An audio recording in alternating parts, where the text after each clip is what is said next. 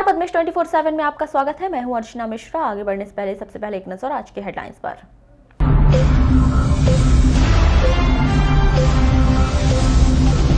Police अधीक्षक का नक्सलियों को खुला ऑफर, मुख्य धारा में शामिल होने करें आत्मसमर्पण नक्सली। यूथ कांग्रेस चुनाव के परिणाम, युवाओं को मिली संगठन की बागडोर। कोरोना का डर हुआ खत्म, मास्क और सैनिटाइजर भूले लोग, 75% बिक्री हुई कम। और अब खबरें विस्तार से। नगर के बावनथड़ी रेलवे कॉलोनी स्थित मकान का दरवाजा तोड़कर चोरों ने 2 मोबाइल, नकदी, जेवरात सहित करीब 76,000 रुपए की चोरी कर ली। बीती रात चोरी की वारदात उस समय हुई जब इस मकान में परिवार के लोग सो रहे थे। कोतवाली पुलिस ने पुष्पा लिल्हारे द्वारा की गई रिपोर्ट पर अज्ञात आरोपी के खिलाफ अपराध दर्ज कर विवेचना शुरू की है। जानकारी के मुताबिक पुष्पा लिल्हारे 28 वर्ष, ग्राम नेत्रा निवासी, जो बावनथड़ी रेलवे कॉलोनी में अपने परिवार के साथ रहती है और घरेलू काम करती है। 17 दिसंबर की रात्रि 10:30 बजे पुष्पा लिल्हारे अपने पति, बच्चों के साथ खाना खाकर सो गई थी। 18 दिसंबर की सुबह 5:30 बजे पुष्पा लिल्हारे का पति कृष्णा लिल्हारे सोकर उठा तो देखा कि सामने का दरवाजा टूटा हुआ था। शंका होने पर घर में रखा सामान चेक किया, तब एक वीवो कंपनी का मोबाइल, एक ओप्पो कंपनी का मोबाइल चोरी हो गया था।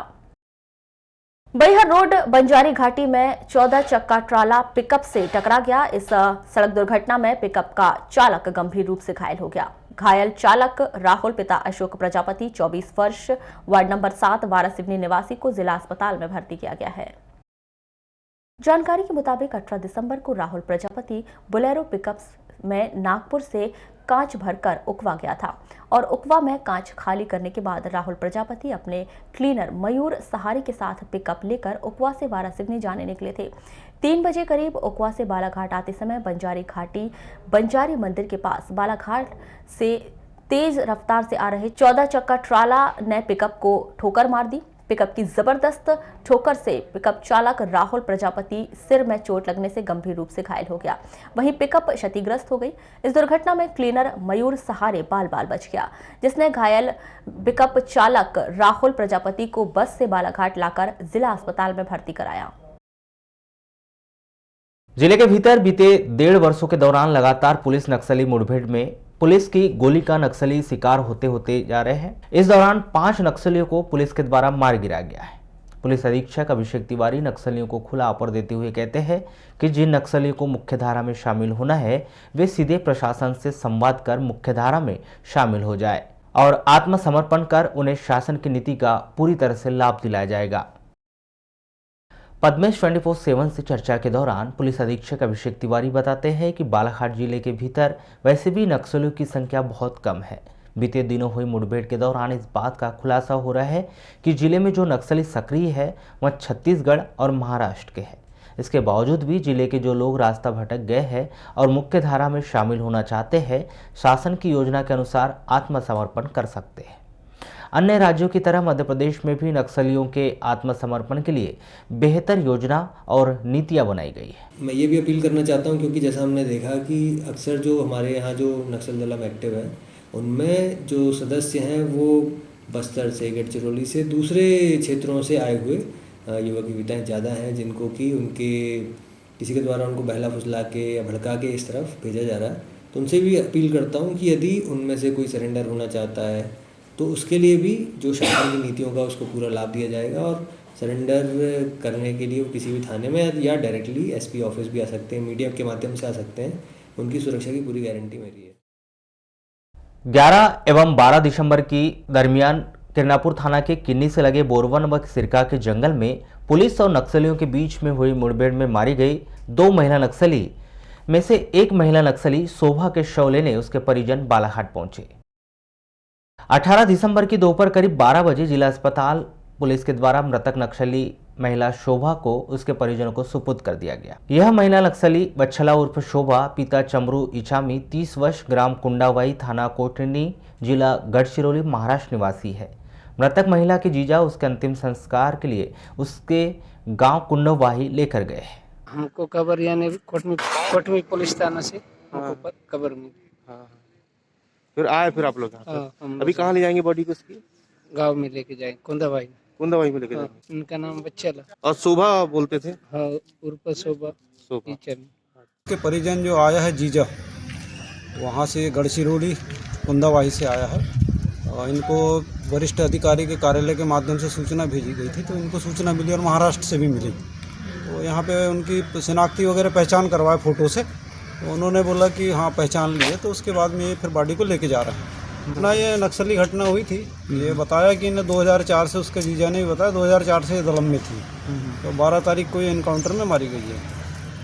वहीं पुलिस सूत्रों से मिल रही जानकारी के अनुसार इस मुठभेड़ में मारी गई दूसरी महिला नक्सली सावित्री मूल निवासी बस्तर थाना गागलूर के परिजन भी मुठभेड़ में मारे गए जाने की सूचना दे दी गई थी, लेकिन सावित्री के परिजनों के द्वारा अब तक शव को लेने के लिए कोई भी सूचना नहीं दी गई है, जिसके आधार पर 19 दिसंबर को दोपहर करीब 1 बजे उसका स्थानीय मोक्षधाम में पुलिस और प्रशासन की उपस्थिति में अंतिम संस्कार कर दिया जाएगा। आपको बता दें कि इसके पूर्व भी पुलिस नक्सली मुठभेड़ में मारी गई दोनों नक्सली महिलाओं के शव को लेने के लिए उसके परिजन नहीं पहुंचे थे, जिनका अंतिम संस्कार प्रशासन और पुलिस की उपस्थिति में बालाघाट में ही कराया गया था। कांग्रेस संगठन को मजबूत बनाने की दिशा में हाल ही में संपन्न कराए गए यूथ कांग्रेस चुनाव के नतीजे शुक्रवार को घोषित कर दिए गए हैं। ऑनलाइन पद्धति से संपन्न हुए इस चुनाव में जहां एक ओर तब्बू पटेल, वैभवी सेन, जितेंद्र बर्वे को जिला यूथ कांग्रेस की कमान मिली है, तो वहीं बालाघाट विधानसभा के अध्यक्ष दयाल वासनिक बनाए गए हैं। इसी तरह वारासिवनी, कटंगी, परसवाड़ा, बैहर, लांजी विधानसभा अध्यक्ष के नामों की घोषणा की गई है। हाल ही में संपन्न कराए गए यूथ कांग्रेस चुनाव के नतीजे शुक्रवार को घोषित किए गए। ऑनलाइन पद्धति से संपन्न हुए इस चुनाव में 991 वोट के साथ यूथ कांग्रेस के जिला अध्यक्ष की कमान तब्बू पटेल के हाथों में सौंपी गई, तो वहीं 273 वोटों के साथ वैभव बिसेन और 262 वोटों के साथ जितेंद्र बर्वे को यूथ कांग्रेस का जिला उपाध्यक्ष बनाया गया है। इसी तरह 127 वोटों के साथ बालाघाट विधानसभा अध्यक्ष की बागडोर दयाल वासनिक के हाथों में सौंपी गई है, तो वहीं आकाश कड़वे को 330 वोट के साथ कटंगी विधानसभा अध्यक्ष बनाया गया है। वहीं ओपल राहंगडाले को 98 मतों के साथ वारासिवनी विधानसभा क्षेत्र का अध्यक्ष मनोनीत किया गया है। इसी तरह 98 मतों के साथ जितेंद्र माहुले को परसवाड़ा विधानसभा क्षेत्र अध्यक्ष, 184 मतों के साथ संदीप तिवारी को बैहर विधानसभा क्षेत्र अध्यक्ष और 51 मतों के साथ सौरभ पसूने को लांजी विधानसभा क्षेत्र का अध्यक्ष मनोनीत किया गया है। परिणाम बहुत ही अच्छे परिणाम आए हैं और जो माननीय राहुल गांधी जी और माननीय कमलनाथ जी की सोच पर आधारित चुनाव हुए थे 7 वर्षों बाद, इतना उत्साह युवाओं में देखा गया पूरे मध्य प्रदेश में, वैसे ही बालाघाट में भी बहुत अच्छे से चुनाव हुए, संपूर्ण हुए चुनाव। किसी प्रकार का कोई मतभेद आपस में कुछ भी नहीं है, संगठनात्मक चुनाव थे, इसमें ना कोई हारा है ना कोई जीता है, सभी लोग को उनकी काबिलियत के हिसाब से पद मिले। वहीं वरिष्ठ कांग्रेसी जुगल शर्मा ने आगामी समय में होने वाले नगरपालिका चुनाव में यूथ कांग्रेस के उत्साह और उनके ऊर्जा का लाभ लेकर नगरपालिका चुनाव में जीत का परचम लहराने की बात कही है। बालाघाट जिले के युवक कांग्रेस को एक सिरे में एकजुटता को क्रम में लाकर पूरे जिले के हमारे जितने भी पदाधिकारी और दावेदार थे सबको एक जगह बैठक करके एक मतेन होकर जिला अध्यक्ष भाई तब्बू पटेल जी को, जैसे उसी प्रकार बालाघाट विधानसभा के अध्यक्ष भाई दयाल वासनिक जी को, सब पूरे जिले के अंदर में सभी समस्त विधानसभा के अंदर में विधानसभा अध्यक्ष और पूरी कार्यकारिणी का गठन बिल्कुल किया गया बिना विवाद के। और ये फायदा हमें इस चुनाव की प्रक्रिया में जिस प्रकार की जो एकजुटता हमारे जिले की यूथ कांग्रेस को मिली है, इसका फायदा आगामी नगरपालिका चुनाव में मिलेगा। तो वहीं जिला यूथ कांग्रेस के जिलाध्यक्ष पद पर आसीन तब्बू पटेल ने भी सभी को साथ लेकर मजबूती से काम करने की बात कही है। के जितने युवा साथी हैं यूथ कांग्रेस के, जिनने मुझे वोट देके जिताया, मैं सबका बहुत बहुत आभार व्यक्त करता हूं। और आगे जो हमारा ये जो है सब चुनाव है, जो विधानसभा अभी जो वर्तमान में जो हमारे नगर पालिका के और पंचायत जनपद के जो चुनाव रहेंगे, उसमें पूरा युवा जो है हमारा भाग लेगा और बहुत ही अच्छे से संगठन काम करेगा। पूरे हमारे जितने जिले के युवा हैं सभी है हमारे साथ, उपाध्यक्ष बने हमारे भाई वैभव बिसेन जी, सब मिलकर एक साथ काम करेंगे। तो तो वहीं यूथ कांग्रेस के जिला उपाध्यक्ष विशाल बिसेन ने आगामी समय में होने वाले नगरपालिका चुनाव सहित जिला पंचायत, जनपद पंचायत और ग्राम पंचायत चुनाव में कांग्रेस की जीत का परचम लहराने की बात कही है।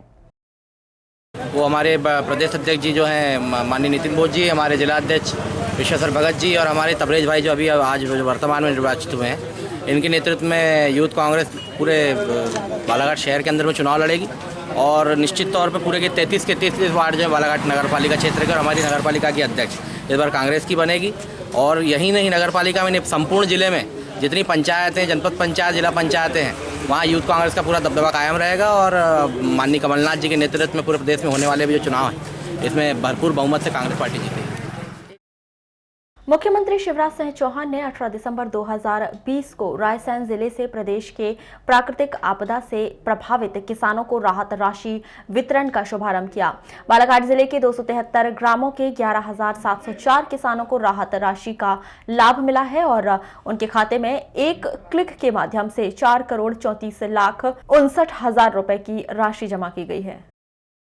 मुख्यमंत्री शिवराज सिंह चौहान के इस कार्यक्रम का सीधा प्रसारण देखने के लिए बालाघाट जिले में व्यापक इंतजाम किए गए थे। इस कार्यक्रम को जिले के 692 ग्राम पंचायतों के 1,22,740 लोगों ने देखा है। यह एक बड़ी उपलब्धि है और इतनी बड़ी संख्या में जिले के लोग किसानों को राहत राशि वितरण करने के साक्षी बने हैं।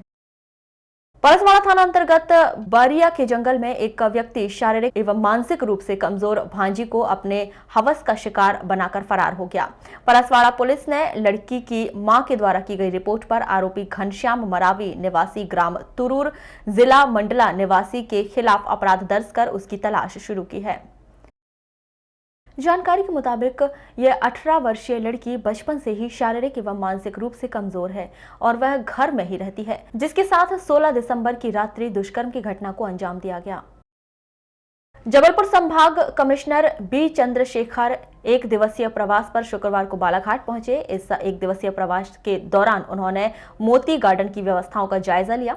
इसके अलावा उन्होंने जिला अस्पताल की व्यवस्थाओं का जायजा लेते हुए चिकित्सा अधिकारियों की एक बैठक ली, जहां पर उन्होंने कोविड-19 को लेकर आवश्यक दिशा निर्देश दिए।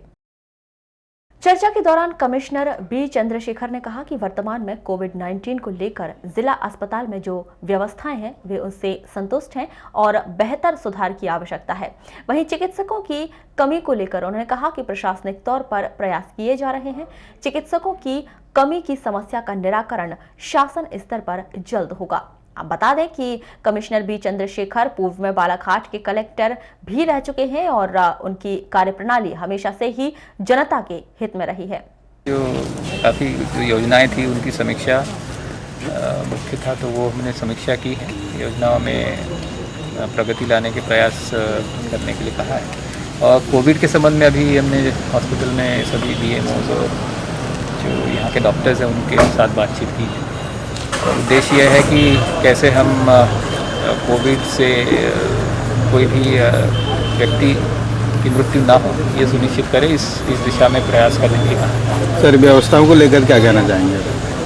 व्यवस्थाएं ओवरऑल सेटिस्फैक्ट्री हैं। मुझे लगता है कि कुछ चीज़ों में और बेहतर करने की आवश्यकता है, तो वो उसके बारे में भी हमने बातचीत की। सर, जैसे चिकित्सकों की लगातार कमी जो प्रदेश में चल रही है, उसके कारण भी काफ़ी कुछ प्रभाव। सही कहना आपका, चिकित्सकों की कमी तो आपने बिल्कुल सही कहा कि ये राज्य स्तर पर हर जगह पर प्रॉब्लम है और इसका सीधा समाधान जिला स्तर पर नहीं हो पाता। तो जितने भी डॉक्टर्स हैं, जितने भी हमारे संसाधन हैं, उनके साथ हम कैसा बेहतर से बेहतर इलाज दे सकते हैं, उसका प्रयास करने के लिए।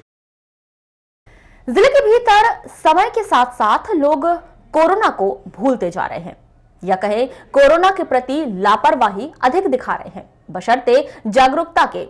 इस बात की पुख्ता प्रमाण ये मिलते हैं कि लोगों ने मास्क से दूरी बना ली है और सैनिटाइजर को तो जैसे भूल ही गए हैं। इस विषय पर जब हमने शहर के कुछ मेडिकल संचालकों से चर्चा की तो उन्होंने भी बताया कि कोरोना की बीमारी भले ही खत्म ना हुई हो, लेकिन लोगों के भीतर से कोरोना का डर खत्म हो चुका है। मास्क, सैनिटाइजर की बिक्री इतनी अधिक कम हो चुकी है कि अब उसका व्यापार केवल 25% ही बचा है। लॉकडाउन जो स्टार्ट हुआ था उस समय प्रचुर मात्रा में लोगों ने दवाइयों का उपयोग किया था, लेकिन जैसे जैसे लॉकडाउन सरकार ने ओपन किया उस हिसाब से जनता भी धीरे धीरे शिथिल होती गई और दवाइयों का जो इम्यूनिटी पावर की दवाइयाँ थी, सैनिटाइज़र थे, मास्क थे, उस पर से ध्यान उनका हटता गया। वर्तमान में क्या स्थिति है आपके जो स्टोर है उसमें स्टॉकेज की क्या व्यवस्था है अभी? सरकार के जो प्रोटोकॉल है उसके हिसाब से सभी जगह पे प्रचुर मात्रा में मास्क, सैनिटाइज़र और दवाइयाँ उपलब्ध हैं, लेकिन उसकी उपयोगिता जो करना चाहिए जनता को वो अब नहीं कर रही है। वर्तमान में तो काफ़ी कम हुआ है उसका, और उसका क्या है कि कोरोना से डर ख़त्म हो गया कि कोरोना बीमारी से जो पहले जो डर रहे थे, दहशत थी उनको जो मास्क लगाना है और सैनिटाइज़र का उपयोग करना है, इसलिए वो हमारा ज़्यादा सेल हुआ। मतलब काफ़ी लोगों का स्टॉक था और सेल बहुत होता रहा और लोगों को बहुत उपयोग किया उसमें, जनता ने किया, और इसके कारण अब वो लोग डर ख़त्म हो गया, इसलिए उसका काफ़ी कम हो गया है। और मेरा ये है कि अभी भी कोरोना का है, कई केस आ रहे हैं डेली डिस्ट्रिक्ट हॉस्पिटल में 10-15 केस आते हैं, और कोरोना तो है, निश्चित रूप से कोरोना है, लेकिन लोग बोल रहे हैं कोरोना नहीं है और डर खत्म हो गया, इसलिए सैनिटाइज़र और मास्क का उपयोग कम किया है। कोरोना काल का समय काफी लंबा हो चुका है, इसीलिए लोग कोरोना के प्रति अब उतनी जागरूकता नहीं दिखा रहे हैं, ना लोगों को कोरोना से अब उतना डर लग रहा है। मेडिकल स्टोर्स में कोरोना से बचाव के लिए मास्क और सैनिटाइजर का पर्याप्त स्टॉक भरा हुआ है, लेकिन अब उसके खरीदार कम हो गए हैं। और जागरूकता भी कहीं ना कहीं पहले से थोड़ी सी कम हो गई है। लोग कोरोना को मैं समझ रहा हूँ कि सीरियसली ले तो रहे हैं, बट कहीं ना कहीं एक ढिलाई बरत रहे हैं, क्योंकि हैबिचुएट हो गए, कहीं ना कहीं लोग बोर हो गए, शायद ऐसा लग रहा है। तो कंप्लीटली पहले से सेल सैनिटाइज़र का, मास्क का कम हुआ है, मेडिसिन का स्टॉक बढ़ा पड़ा है, पर पहले से थोड़ा सा कम ही समझ में आ रहा है। बुलेटिन के अंत में एक बार फिर नजर डालते हैं आज के हेडलाइंस पर।